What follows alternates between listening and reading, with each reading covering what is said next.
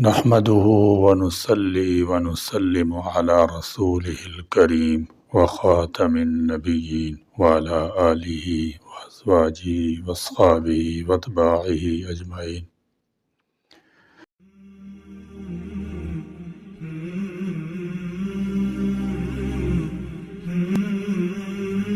آپ صلی اللہ تعالی علیہ وسلم کی بعثت کے بعد سے قیامت تک آنے والی انسانیت کے لیے اگر کوئی کامل و مکمل لائق عمل قابل تقلید زندگی ہے تو وہ صرف اور صرف حضرت محمد مصطفیٰ صلی اللہ تعالی علیہ وسلم کی حیات مبارکہ ہے۔ آپ صلی اللہ تعالی علیہ وسلم کے علاوہ کسی نبی و رسول کی زندگی اس طرح مضبوط طریقہ پر محفوظ نہیں ہے جس طرح نبی کریم صلی اللہ تعالی علیہ وسلم کی سیرت محفوظ ہے۔ اب چونکہ حضرت محمد مصطفیٰ صلی اللہ تعالی علیہ وسلم کی نبوت رسالت کا دور ہے جو کہ آپ صلی اللہ تعالی علیہ وسلم سارے عالموں کے رہتی دنیا تک کے جنوں انس کے نبی رسول ہیں، اس لیے آپ صلی اللہ تعالی علیہ وسلم کی پوری عملی زندگی مختلف انداز و طریقوں سے محفوظ کی گئی تاکہ جنوں انس کے مختلف احوال و مصروفیات کے اعتبار سے ایک کامل و مکمل بہترین نمونہ حیات ثابت ہو۔ آپ صلی اللہ تعالی علیہ وسلم کی سیرت پاک میں ہر آدمی کو اس کے اپنے احوال نسبتوں کے اعتبار سے ایک بہترین زندگی گزارنے کا طریقہ میسر آئے۔ کسی بھی شخصیت کو نمونہ عمل لائق تقلید بنانے کے لیے اس میں 4 چیزوں کا ہونا ضروری ہے، جس میں سے کوئی ایک چیز بھی نہ ہو تو وہ شخصیت دوسروں کے لیے نمونہ عمل نہیں بن سکتی، اور وہ 4 چیزیں نبی کریم صلی اللہ تعالی وسلم کی حیات طیبہ میں 100% بدرجہ اتم پائی جاتی ہیں۔ اگر ان 4 چیزوں کو معیار و سانچہ بنا کر کسی بھی نبی رسول کی عملی زندگی کی معلومات کو ان پر پرکھیں اور ڈالیں تو کسی بھی نبی رسول کی عملی زندگی سے متعلق وہ معلومات فراہم نہیں ہیں کہ جن کو معیار بنا کر ہر آدمی اپنی اپنی مختلف مصروفیات، مختلف احوال اور مختلف کیفیات میں ایک نمونہ عمل پا کر اسی کے مطابق عمل پیرا ہو کر دنیا آخرت کی سرخروئی حاصل کر سکے۔ سوائے حضرت محمد مصطفیٰ صلی اللہ تعالی علیہ وسلم کی عملی زندگی کے، آپ صلی اللہ تعالی علیہ وسلم کی حیات طیبہ ہی کی یہ خصوصیت ہے کہ آپ صلی اللہ تعالی علیہ وسلم کی چھوٹی سی چھوٹی ادا اور نقل و حرکت کو بڑی عقیدت محبت اور بڑے فخر و اعزاز کے ساتھ اور پورے اہتمام و انصرام کے ساتھ انتہائی مضبوط طریقوں سے محفوظ کیا گیا ہے کہ جن کی تاریخ میں مثال و نظیر ملنی ایک ناممکن سی بات نظر آتی ہے۔ وہ 4 باتیں یہ ہیں: نمبر 1، تاریخیت، یعنی مستند طریقے سے واقعات ثابت ہوں، افسانوی اور کہانی کی طرح من گھڑت نہ ہوں۔ نمبر 2، کاملیت، جس کو اپنے لیے جس شعبہ حیات میں نمونہ عمل بنانا چاہتا ہے اس میں مکمل طریقہ موجود ہو۔ نمبر 3، جامعیت، ہر انسانی جماعت کے لیے اس میں نمونہ موجود ہو، زندگی کے کسی شعبے میں تشنگی باقی نہ رہے۔ نمبر 4، عملیت، انسانیت کی جو ہدایات دی جا رہی ہیں ان ہدایات پر اس آئیڈیل کا عمل موجود ہو۔ اب ہر ایک کی قدر تفصیل ملاحظہ فرمائیے۔ نمبر 1، حضرت محمد مصطفیٰ صلی اللہ تعالی علیہ وسلم کی سیرت کی پہلی خصوصیت تاریخیت۔ ہم تمام انبیاء کرام علیہم السلام کا ادب اور احترام کرتے ہیں اور ان کے سچے پیغمبر ہونے پر یقین رکھتے ہیں۔ ان میں سے ہر ایک نے اپنے اپنے وقت میں اور اپنی اپنی قوم کے سامنے اس زمانے کے مناسب حال، احوال، اخلاق عالیہ اور صفات کاملہ کا ایک بلند ترین معجزانہ نمونہ پیش فرمایا، لیکن دوام و بقا، خاتم نبوت اور آخری کامل انسانی سیرت ہونے کی حیثیت سے حضرت محمد اور رسول اللہ صلی اللہ تعالی وسلم کو جو خاص شرف عطا ہوا ہے وہ دیگر انبیاء علیہ الصلاۃ والسلام کو اس لیے مرمت نہیں ہوا کہ ان کو دائمی، آخری اور خاتم نبوت نہیں بنایا گیا تھا۔ ان کی سیرت کا مقصد ایک خاص قوم کو ایک خاص زمانہ تک نمونہ دینا تھا۔ وہ قوم گزر گئی اور وہ زمانہ ختم ہو گیا، اس لیے آج ان کی سیرتیں محفوظ و موجود بھی نہیں رہیں۔ آج کسی شخصیت کی زندگی تاریخی اعتبار سے سب سے زیادہ مستند اور محفوظ ہمارے سامنے ہے تو وہ صرف اور صرف حضرت محمد رسول اللہ صلی اللہ تعالی وسلم کی زندگی ہے۔ اس باب میں تمام دنیا متفق ہے کہ تاریخی حیثیت سے اسلام نے اپنے پیغمبر کی، نہ صرف پیغمبر کی بلکہ جن لوگوں کے ذریعے محمد رسول اللہ صلی اللہ تعالی وسلم کی سیرت ہم تک پہنچی ہے، ان کی بھی نام و نشان، زندگی کے احوال و کیفیات، اخلاق و عادات کا ایک ایسا ریکارڈ اور سرمایہ اس امت کے پاس موجود محفوظ ہے کہ جس کی مثال کوئی قوم ہرگز پیش نہیں کر سکتی۔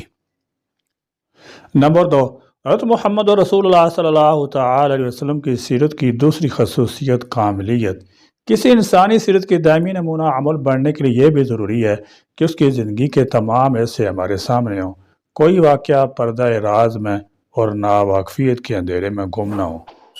اس کی زندگی کے حالات روز روشن کی طرح دنیا کے سامنے عیاں ہوں تاکہ معلوم ہو کہ اس کی سیرت کہاں تک انسانی سوسائٹی کے لیے ایک آئیڈیل زندگی کی صلاحیت رکھتی ہے۔ پیغمبر اسلام صلی اللہ تعالی علیہ وسلم کی زندگی کا ہر لمحہ پیدائش سے لے کر وفات تک آپ صلی اللہ تعالی وسلم زمانہ کے لوگوں کے سامنے اور آپ صلی اللہ تعالی وسلم کے وصال کے بعد اقوام عالم کے سامنے موجود ہے۔ حضور اکرم صلی اللہ تعالی علیہ وسلم اپنے اہل وطن کی آنکھوں سے کبھی اوجھل نہ رہے۔ پیدائش، شیرخواری، بچپن، جوانی، تجارت، شادی، احباب، قبل نبوت میں امین بننا اور خانہ کعبہ میں پتھر نصب کرنا، غار حرا کی گوشہ نشینی، وحی، دعوت، تبلیغ، مخالفت، سفر طائف، معراج، ہجرت، غزوات، حدیبیہ کی صلح، دعوت اسلام کے خطوط و پیغام، حجت الوداع، وفات، ان میں سے کون سا زمانہ ہے جو دنیا کی نگاہوں کے سامنے نہیں؟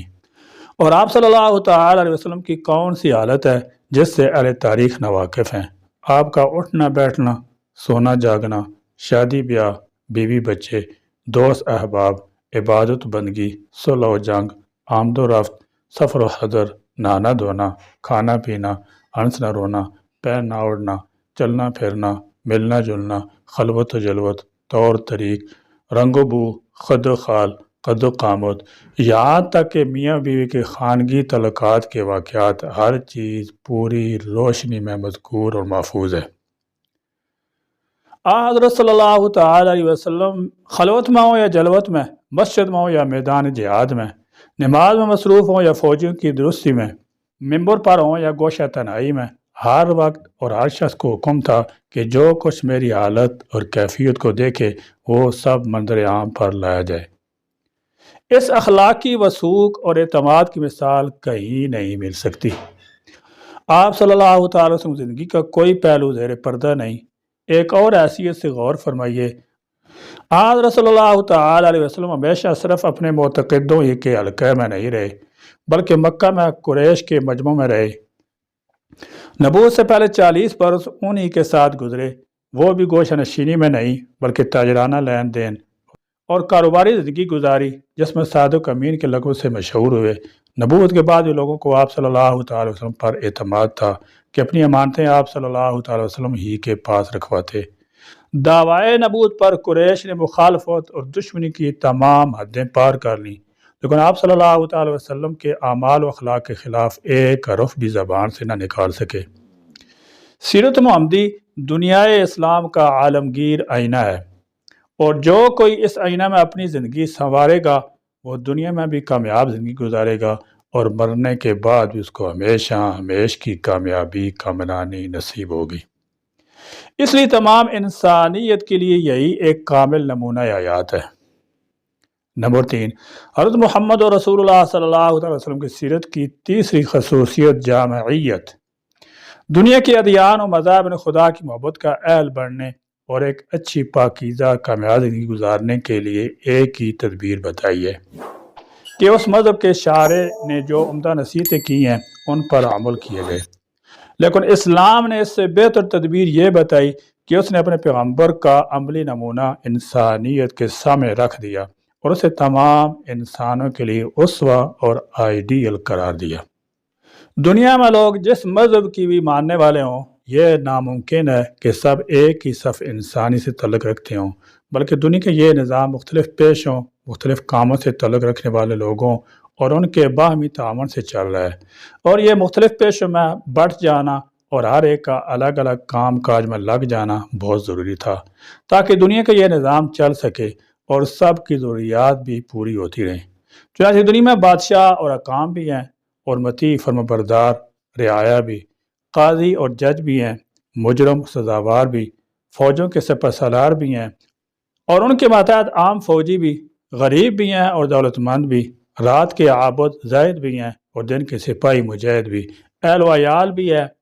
اور دوست احباب بھی، تاجر اور سوداگر بھی ہیں اور امام پیشوا بھی۔ تو ان تمام مختلف قسم کی مصروفیات رکھنے والے لوگوں کو اپنی اپنی زندگی کے لیے عملی مجسمہ اور نمونہ کی ضرورت تھی۔ تو اس اعتبار سے اور دوسری انسانی زندگی مختلف اوقات میں مختلف کیفیات سے دوچار ہوتی ہے،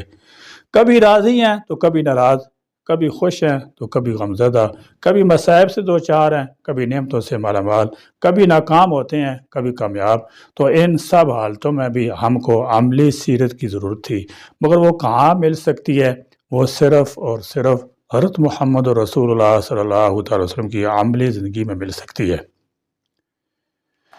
ایک ایسی شخصی زندگی جو ہر انسانی جماعت کے لیے کافی ہو اور انسان کے مختلف احوال و کیفیات کے اعتبار سے ہر قسم کے صحیح جذبات اور کامل اخلاق کا نمونہ و مجموعہ ہو، تو وہ صرف اور صرف محمد رسول اللہ صلی اللہ تعالی وسلم کی حیات طیبہ ہی میں نظر آئے گا۔ اگر تم دولت مند ہو تو مکہ کے تاجر کی تقلید کرو، اگر غریب ہو تو شیخ ابی طالب کے قیدی اور مدینہ کے مہمان کی کیفیت سنو، اگر بادشاہ ہو تو سلطان عرب کا حال پڑھو، اگر رعایا ہو تو قریش کے محکوم کو ایک نظر سے دیکھو، اگر فاتح ہو تو بدر و حنین کے سپہ سالار پر نگاہ دوڑاؤ، اگر تم نے شکست کھائی ہے تو مارکہ احد سے عبرت حاصل کرو، اگر استاد و معلم ہو تو صفہ کی درسگاہ کے معلم اور ناصح کو دیکھو، اگر شاگرد ہو تو روح الامین کے سامنے بیٹھنے والے پر نظر جماؤ، اگر واعظ اور ناصح ہو تو مسجد مدینہ کے ممبر پر کھڑے ہونے والے کی باتیں سنو، اگر تنہائی و بے کسی کے عالم میں حق کے منادی کا فرض انجام دینا چاہتے ہو تو مکہ کے بے یار و مددگار نبی علیہ الصلاۃ والسلام کا اسوہ حسنہ تمہارے سامنے ہو، اگر تم حق کی نصرت کے بعد اپنے دشمنوں کو زیر اور مخالف کو کمزور بنا چکے ہو تو فاتح مکہ کا نظارہ کرو، اگر اپنے کاروبار اور دنیاوی جدوجہد کا نظم و نسق درست کرنا چاہتے ہو تو بنی نذیر، خیبر اور فدق کی زمینوں کے مالک کے کاروبار اور نظم نسق کو دیکھو، اگر یتیم ہو تو عبداللہ آمنہ کے جگر گوشہ کو نہ بھولو، اگر بچہ ہو تو علیمہ سعدی کے لاڈلے بچے کو دیکھو، اگر تم جوان ہو تو مکہ کے ایک چرواہے کی سیرت پڑھو، اگر سفری کاروبار میں ہو تو بصرہ کے کاروان سالار کی مثالیں ڈھونڈو، اگر عدالت کے قاضی اور پنچایتوں کے ثالث ہو تو کعبہ میں نور آفتاب سے پہلے داخل ہونے والے ثالث کو دیکھو جو حجر اسود کو کعبہ کے ایک گوشے میں کھڑا کر رہا ہے، اور مدینہ کی کچی مسجد کے سین میں بیٹھنے والے منصف کو دیکھو جس کی نظر انصاف میں شاہ و گدا، امیر و غریب برابر تھے، اگر تم بیوی کے شوہر ہو تو خدیجہ اور عائشہ کے مقدس شوہر کی حیات پاک کا مطالعہ کرو، اگر اولاد والے ہو تو فاطمہ رضی اللہ تعالی عنہا کے باپ اور حسن حسین کے نانا کا حال پوچھو، غیر تمہاری جو بھی حیثیت ہو اور کسی حال میں بھی ہو، تمہاری زندگی کے لیے نمونہ اور تمہاری سیرت کی درستی اصلاح کے لیے سامان، تمہارے ظلمت خانہ کے لیے ہدایت کا چراغ اور رہنمائی کا نور، حضرت محمد رسول اللہ صلی اللہ تعالی وسلم کی جامعیت کبریٰ کے خزانے میں ہر وقت ہر لحظہ مل سکتا ہے۔ بادشاہ ایسے کہ ایک پورا ملک ان کی مٹھی میں ہو، اور بے بس ایسے کہ خود اپنی ذات کو بھی اپنے قبضہ میں نہ جانتے ہوں، دولت مند ایسے کہ خزانے کے خزانے اونٹوں پر لدے ہوئے ان کی حکومت میں آ رہے ہیں، اور محتاج ایسے کہ مہینوں ان کے گھر چولہا نہ جلتا ہو اور کئی وقت ان پر فاقے گزر جاتے ہوں، سپہ سالار ایسے کہ مٹھی بار نیتے آدمیوں کو لے کر ہزاروں آلات حرب سے لیس فوجوں سے کامیاب لڑائی لڑے ہوں، اور صلح پسند ایسے کہ ہزاروں پر جوش جانساروں کی امریکابی کے باوجود صلح کے کاغذ پر بے چون چراں دستخط کر دیتے ہوں، شجاع اور بہادر ایسے کہ ہزاروں کے مقابلے میں تنے تنہا کھڑے ہوں، اور نرم دل ایسے کہ کبھی آپ صلی اللہ تعالی وسلم نے انسانی خون کا ایک قطرہ بھی اپنے ہاتھ سے نہ بہایا ہو۔ باتعلق ایسے کہ عرب کے ذرہ ذرہ کی ان کو فکر ہو، بیوی بچوں کی ان کو فکر، غریب مفلس مسلمانوں کی ان کو فکر، خدا کی بولی ہوئی دنیا کی صدارنے کی ان کو فکر، غرض سارے جہان کی آپ صلی اللہ تعالی وسلم کو فکر، اور بے تعلق ایسے کہ اپنے خدا کے سوا کسی اور کی یاد ان کو نہ ہو۔ آپ صلی اللہ تعالی وسلم نے کبھی اپنی ذات کے لیے اپنے کو برا کہنے والوں سے بدلہ نہیں لیا، اور اپنے ذاتی دشمنوں کے حق میں دعائے خیر کی اور ان کا بھلا چاہا، لیکن خدا تعالیٰ جل شان کے دشمنوں کو کبھی معاف نہیں کیا، اور حق کا راستہ روکنے والوں کو ہمیشہ جہنم کی دھمکی دیتے اور عذاب الہی سے ڈراتے رہے۔ دنیا کے عام بادشاہوں کی طرح آپ صلی اللہ تعالی وسلم کی زندگی عیش و آرام طلبی کی نہ تھی، بلکہ جب آدھا عرب آپ صلی اللہ تعالی وسلم زیر حکومت تھا، حضرت عمر رضی اللہ تعالیٰ عنہ حاضر دربار ہوتے ہیں، ادھر ادھر نظر اٹھا کر آپ صلی اللہ تعالی وسلم کے حجرہ مبارک کے سامان کا جائزہ لیتے ہیں تو کیا دیکھتے ہیں کہ آپ صلی اللہ تعالی وسلم ایک کھڑی چرپائی پر آرام فرما رہے ہیں، جس مبارک پر چرپائی کی رسی کے نشان پڑ گئے ہیں، ایک طرف مٹھی بھر جو رکھے ہیں، ایک کھونٹی پر خشک مشکیزہ لٹک رہا ہے۔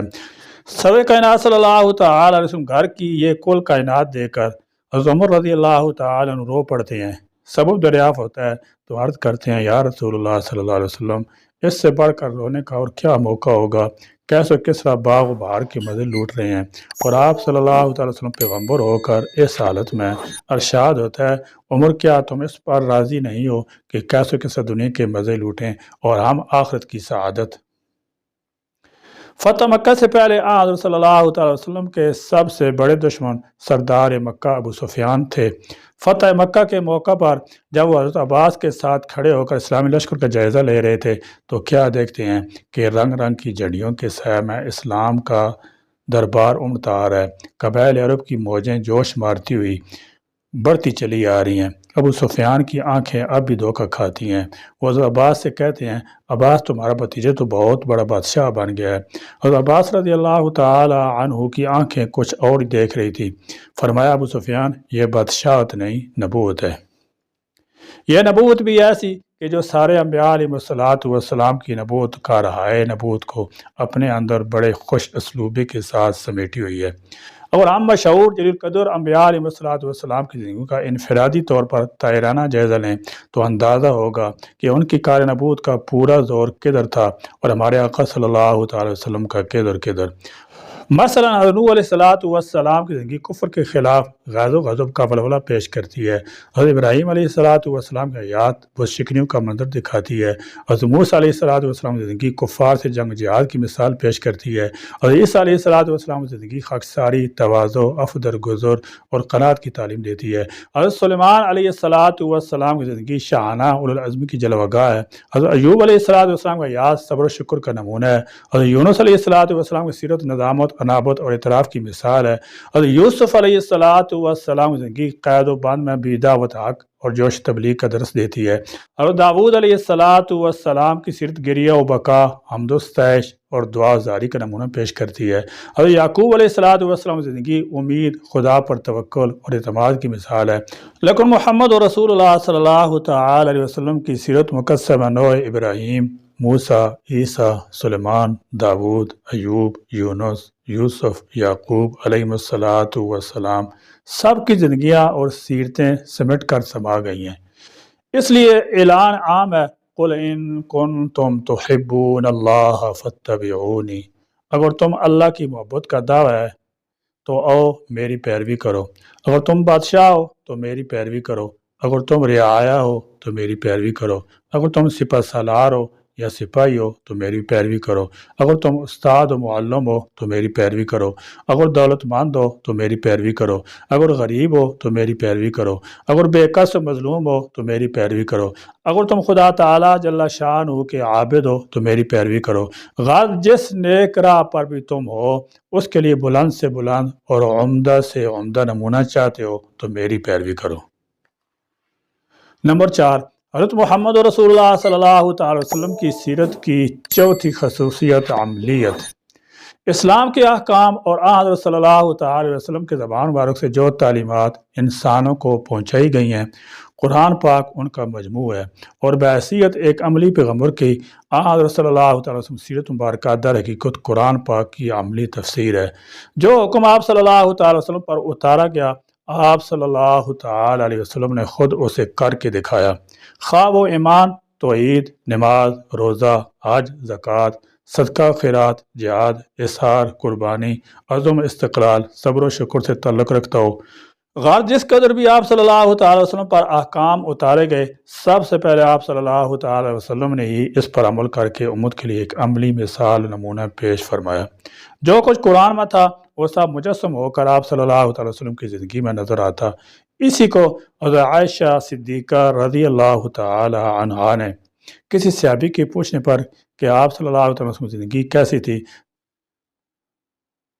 تو اس پر حضرت صدیقہ رضی اللہ تعالی عنہا نے یہی جواب دیا تھا کہ جو کچھ قرآن میں وہی عملی تصویر بن کر حضرت صلی اللہ تعالی وسلم کی زندگی میں نظر آتا ہے۔ جس طرح اللہ تعالیٰ جل شانہ نے اپنے احکامات قرآن مجید کی شکل میں اتارے ہیں، اسی طرح اس پر عمل آوری کے لیے سب سے پہلی عمدہ مثال حضرت صلی اللہ تعالی وسلم کی ذات اقدس کی شکل مبعوث فرمایا، تاکہ لوگوں کو ایک عملی نمونہ آئیڈیل مل جائے۔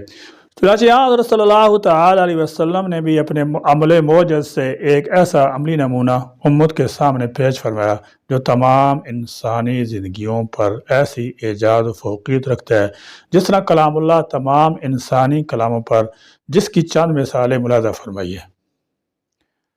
حضرت محمد رسول اللہ صلی اللہ تعالی وسلم کا نماز میں حسنہ، پنج وقتہ نماز کی فرضیت کے بعد تہجد کی نماز عام مسلمانوں سے معاف ہو گئی تھی، مگر حضرت صلی اللہ تعالی وسلم اس کو بھی تمام عمر ہر شب ادا فرماتے رہے۔ اور پھر کیسی نماز کہ رات بھر کھڑے کی کھڑے رہ جاتے،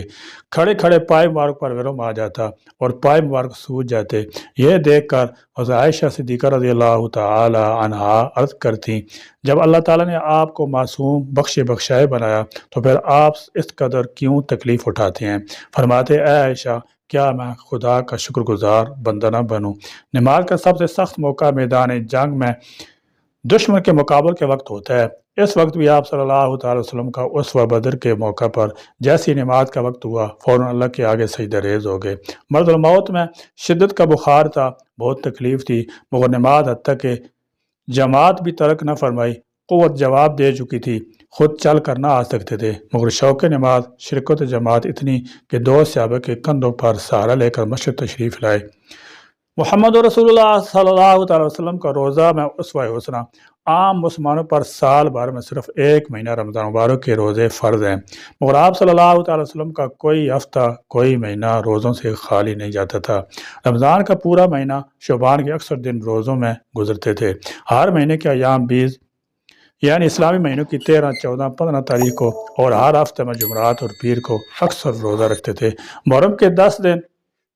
اور شوال کے 6 روزوں میں گزرتے تھے۔ اس کے علاوہ عام حالات میں بھی اگر گھر میں کچھ کھانے کو نہیں ہے تب بھی روزے رکھتے تھے۔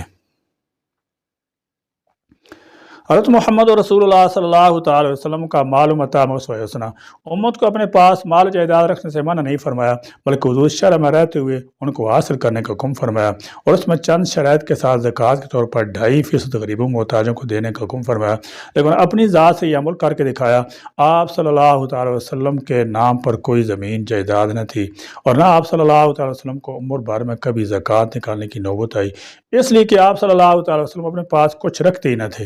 جو کچھ کہیں سے غلہ آپ صلی اللہ تعالی وسلم کے حصہ میں آتا، آپ صلی اللہ تعالی وسلم سال میں ایک مرتبہ پورے سال کا غلہ ازواج مطہرات کے یہاں بقدر ضرورت بھجوا دیتے، بقیہ تمام کا تمام مدینہ کے محتاجوں ضرورت مندوں میں تقسیم فرما دیتے۔ اگر آپ صلی اللہ تعالی وسلم کے پاس دینے کے لیے کچھ نہ ہوتا تو کسی سے قرض لے کر دیتے تھے، لیکن پوری زندگی میں آپ صلی اللہ تعالی وسلم نے کسی کے سوال کے جواب میں نہیں کا لفظ نہیں فرمایا، بلکہ مسلمانوں میں عام حکم تھا کہ جو کوئی مسلمان قرض چھوڑ کر مر جائے تو اس کی اطلاع مجھ کو دو، میں اس کا ذمہ دار ہوں، میں اس کا قرض ادا کروں گا۔ سیرت مصطفیٰ صلی اللہ تعالی وسلم کے مزید واقعات انشاءاللہ تعالی سبق نمبر 50 میں پڑھیں گے۔ اللہ تعالی جل شانہ ہمیں آپ صلی اللہ تعالی وسلم کی سیرت مطالعہ پڑھنے اور اس پر عمل پیرا ہونے کی توفیق بخشے، آمین۔ وآخر دعوانا الحمدللہ رب العالمین۔